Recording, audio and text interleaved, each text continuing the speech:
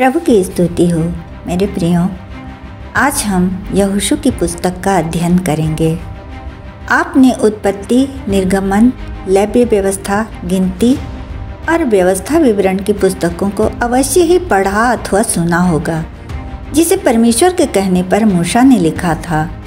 इन पांचों पुस्तकों को पेंटाटोक या तोरा कहते हैं। मेरे प्रियो, हमने देखा था उत्पत्ति की पुस्तक में इस्राएलियों की उत्पत्ति हुई थी।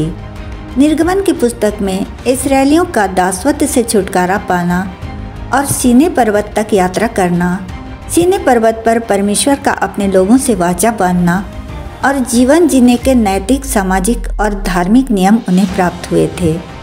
इसके अलावा आराधना करने के स्थान का निर्माण और याजकों और परमेश्वर की आराधना के नियम उन्हें मिले थे। लेव्य व्यवस्था की पुस्तक में आराधना और बलि की विधियों का और पर्वों को मनाने का वर्णन किया गया है। इन निर्देशों का पालन उन्हें करना ही था ताकि वे सिद्ध हो सकें। गिनती की पुस्तक में इस्राएलियों की 2 बार जनगणना और उनके 40 वर्षों का इतिहास का वर्णन हमें मिलता है। व्यवस्था विवरण की पुस्तक में मूसा पिछले 40 वर्षों में घटी घटनाओं की उन्हें याद दिलाता है और हर बात को दोहराता है। मूसा अपनी की गई एक गलती के कारण प्रतिज्ञा देश में नहीं पहुंच पाता है, परंतु परमेश्वर ने अपने दास मूसा को नबो पर्वत की चोटी से सारा कनान देश दिखा दिया और कहा, जिस देश के विषय में मैंने अब्राहम, इसहाक और याकूब से शपथ खाकर कहा था कि मैं इसे तेरे वंश को दूंगा, वह यही देश है। मैंने इसको तुझे साक्षात दिखला दिया है, परंतु तू वहाँ जाने ना पाएगा। तब यहोवा के कहे अनुसार मूसा वहीं मोआब देश में मर गया और परमेश्वर ने उसे बेतपोर की तराई में मिट्टी दी।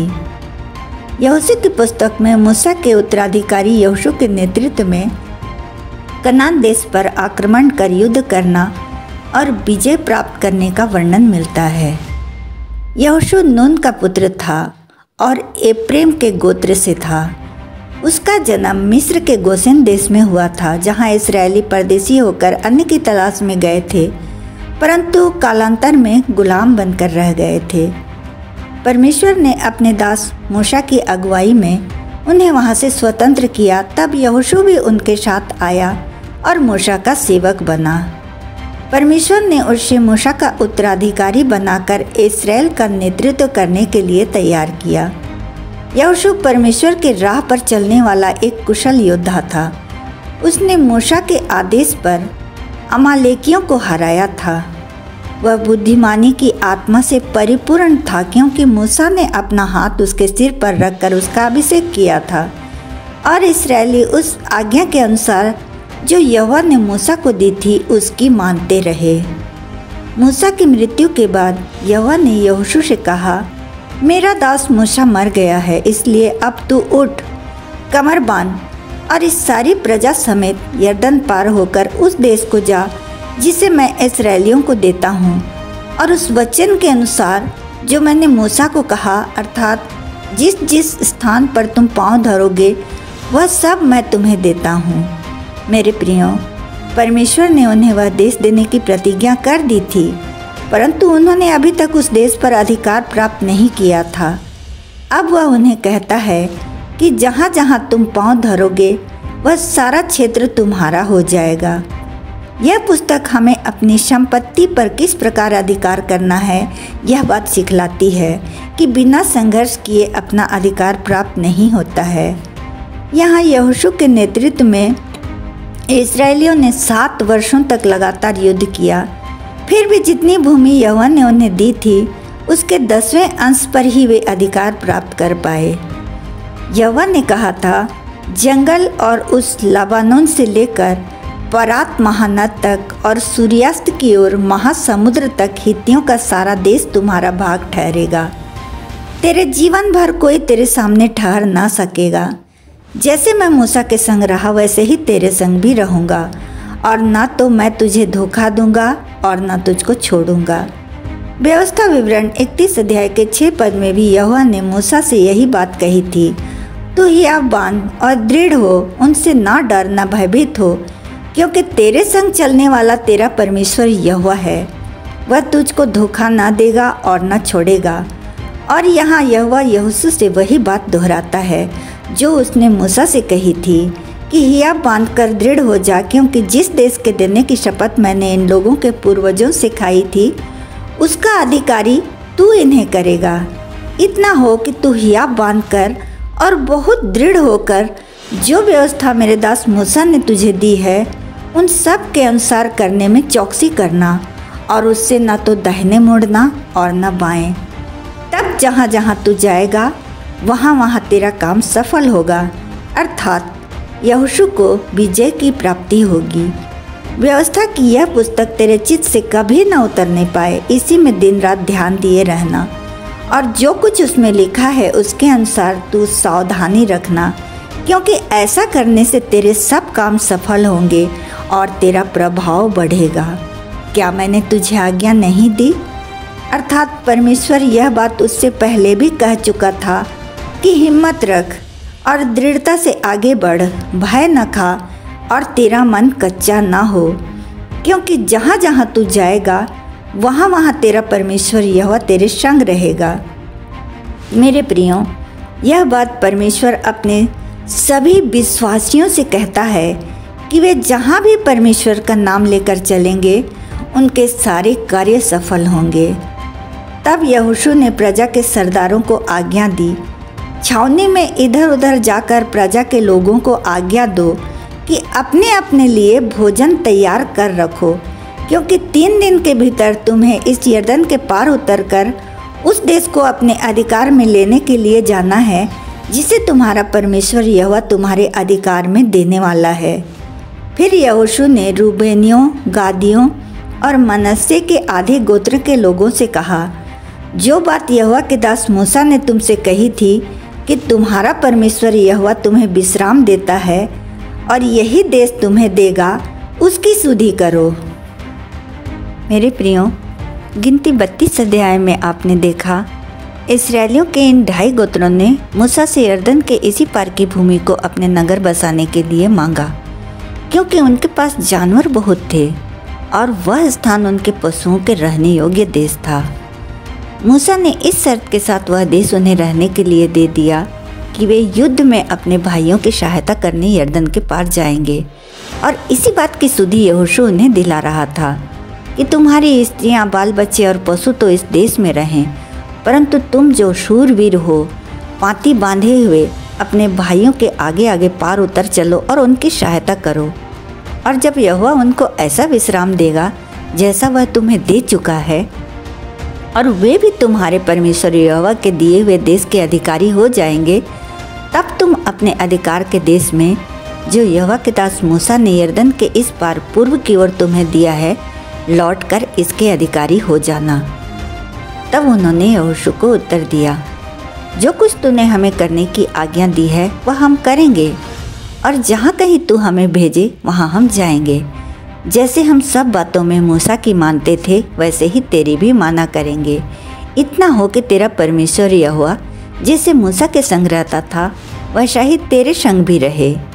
कोई क्यों न हो जो तेरे विरुद्ध बलवा करे, और जितनी आज्ञाएं तू दे उनको ना माने तो वह मार डाला जाएगा, परंतु तू दृढ़ और हियाब बांधे रह। तब यहोशू ने 2 भेदियों को यरीहो में किस रास्ते प्रवेश करना है यह भेद लेने भेजा। मेरे प्रियो, आपने गिनती 13 अध्याय में देखा था मूसा इस्राएलियों के 12 गोत्रों में से 12 पुरुषों को कनान देश का भेद लेने भेजा था, और उन्हें 40 दिन लगे थे उस देश का भेद लेकर लौटने में। परंतु लौटकर यहोशू और कालेब को छोड़ बाकियों ने मूसा को हतोत्साहित ही किया था, यह कहकर कि वहाँ दानवाकार नपीले लोग रहते हैं और हम उनके सामने टिड्डी के समान दिखाई पड़ते थे। उनके इसी कथन के कारण यहोवा ने उनका नाश किया, और केवल 2 लोग प्रतिज्ञा देश में पहुंच पाए उस पीढ़ी के। उनमें से एक यहोशू था जिसने उन 2 जासूसों को यरीहो का भेद लेने भेजा। अब आप यहाँ एक ऐसी स्त्री की गाथा सुनेंगे जिसे पुराने नियम और नए नियम में वेश्या कहकर संबोधित किया गया है। उसका घर शहर पनाह अर्थात बाउंड्री वॉल पर था। वह अपने घर में सराय चलाती थी, इसलिए नाना प्रकार के लोग उसके यहाँ आकर ठहरते थे और उन्हीं के द्वारा उसे सारे नगर का समाचार प्राप्त होता था। वह स्त्री थी राहाब। ये दोनों भेदिए उसी के घर में जाकर सो गए। तब किसी ने यरीहो के राजा से कहा, आज रात कई इस्राएली हमारे देश का भेद लेने को आए हुए हैं। तब राजा ने राहाब के पास कहला भेजा, जो पुरुष तेरे यहाँ आए हैं उन्हें बाहर ले आ, क्योंकि वे सारे देश का भेद लेने को आए हैं। राहाब राजा का बिना भय माने उनसे बोली, मेरे पास कई पुरुष आए तो थे, परंतु मैं नहीं जानती कि वे कहाँ के थे। और जब अंधेरा हुआ और फाटक बंद होने लगा तब वे निकल गए। मुझे नहीं मालूम कि वे कहाँ गए। तुम फुर्ती करके उनका पीछा करो तो उन्हें जा पकड़ोगे। राहाब ने दोनों भेदियों को छत पर चढ़ाकर सनई की लकड़ियों के नीचे छिपा दिया था। वे पुरुष यरदन का मार्ग ले उनको खोजने निकले, तब फाटक बंद हो गया।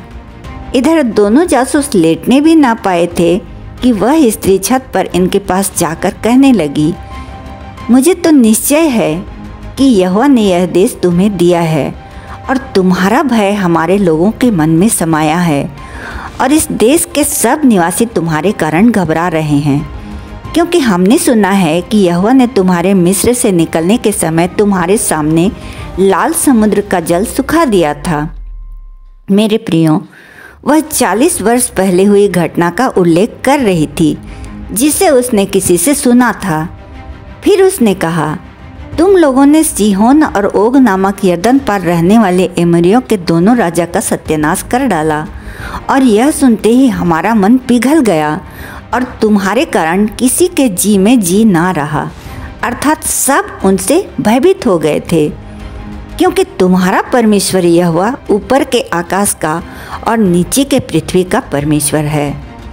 अब मैंने जो तुम पर दया की है, इसलिए मुझसे यहोवा की शपथ खाओ कि तुम भी मेरे पिता के घराने पर दया करोगे। मेरे माता पिता, भाइयों और बहनों को और जो कुछ उनका है उन सबों को भी जीवित रख छोड़ो, और हम सबों के प्राण मरने से बचाओगे। मेरे प्रियो, राहाब ने सच्चे परमेश्वर पर विश्वास किया, इसलिए वह विश्वास की योद्धा कहलाई। इब्रानी 11 अध्याय का 31 पद उसके विषय में कहता है, विश्वास ही से राहाब बेश्या आज्ञा न मानने वालों के साथ नष्ट नहीं हुई, इसलिए कि उसने भेदियों को कुशल से रखा था। याकूब 2 अध्याय के 25 पद में याकूब कहते हैं, वैसे ही राहाब बेश्या भी जब उसने दूतों को अपने घर में उतारा और दूसरे मार्ग से विदा किया, तो क्या कर्मों से वह धार्मिक ना ठहरी? उसने राजा के लोगों से झूठ कहा, राजाज्ञा को तोड़ा, पर अब उसका राजा इसराइल का परमेश्वर था। इस्राएलियों के यरीहो विजय के बाद वह उन्हीं के साथ रही, और उसने अब्राहम के वंशज सलमोन से विवाह भी किया और दाऊद के परदादा बोअज की माता कहलाई, अर्थात वह यीशु मसीह के वंशावली में गिनी गई। इसका उल्लेख मत्ती 1 अध्याय के 5 पद में किया गया है, और यह सब हुआ उसके विश्वास के कारण। हम भी आदम के बीज के द्वारा पापी ही थे, परंतु हम सब ने भी अपने पुराने मनुष्यत्व को त्याग कर यीशु मसीह पर विश्वास करने के द्वारा उद्धार पाए हैं। मेरे प्रियो, इससे आगे की घटनाएं मैं अगली रिकॉर्डिंग में लेकर आऊँगी। तब तक के लिए जय मसीह की। यीशु सहाय।